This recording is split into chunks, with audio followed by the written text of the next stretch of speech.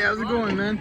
It's Calvin from Travel North America. Yeah. How you doing? So Good, man. Good to we see talked ya. about the laws for Canada for the electric scooters. Oh yeah, And I was wondering if you could just do a quick video for my channel. for sure, man. And I just wanted to talk about what the laws are in Vancouver here Okay. and mostly Canada in general. Okay, yeah, for sure. So pretty much for anything such as electric bikes and electric scooters, you do not need to hold any license.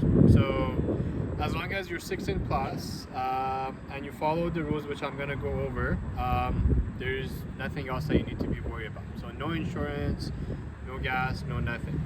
These are considered to be under the law of e-bikes and bicycles. So you treat these vehicles as like a regular bicycle almost. The law is you have to be wearing helmet. So helmet is always important to wear, just even for your own safety. I always recommend wearing it, but it is the law, so you should wear the helmet. The second thing is about the speed. A lot of people, they ask us, how fast can I go? Some of these machines, they go 50, 60, 70 kilometers per hour. Does it mean I can go that fast?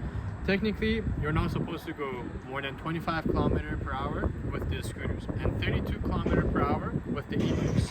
So the other e-bikes that you see inside, those are 32 kilometers.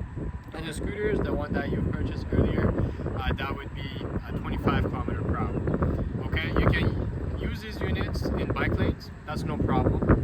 You can also use it in regular path and ride it next to cars, so that's also no problem. Okay. Make sure you always have your helmet on. Another question that people always ask is like, what's the wattage? What's the maximum capacity of the motor that I can go? Technically, by law, they're supposed to be 500 watts or below, which will do a maximum of 750 watts motor. That being said, if you have a vehicle that, let's say, is 2000 watts or 3000 watts, it's like you have a fancy car that can go faster than 50 kilometers per hour. I mean, most cars, they go more than 50 kilometers per hour. Does it mean you cannot ride them? No, you can still ride them, but you have to be following the speed limit everywhere you go. If you're doing off-road, if you have a vehicle, a scooter that can go 50, 60, 70 kilometers, that's no problem. You can ride it as fast as you want. But for regular path in the city, especially busier places, stick with 25 kilometers per hour. That's for your own safety as well as the drivers. They don't miss you. And we've had cases that sometimes people will miss the scooter that riding and then they'll just crash into it. A lot of the times they're going more than the speed limits, and the cars, unfortunately, they don't get to see them because scooters are fast. So these are the two things that you need to consider overall. But you can always have a scooter that is even faster and more than the wattage that it's advertised as a legal speed. All these units, you have different modes. So for example, with the Apollo that you purchase and all other models, they are level 1, level 2, level 3. So Okay. as long as you ride the machine on level 1 or 2, you're still not going over, let's say, 500 wattage of power. If you are planning to go faster, more than happy to take it for somewhere off-road, go as fast as you want. So these are pretty much the laws for BC that you need to consider when you want to purchase a scooter or e-bike.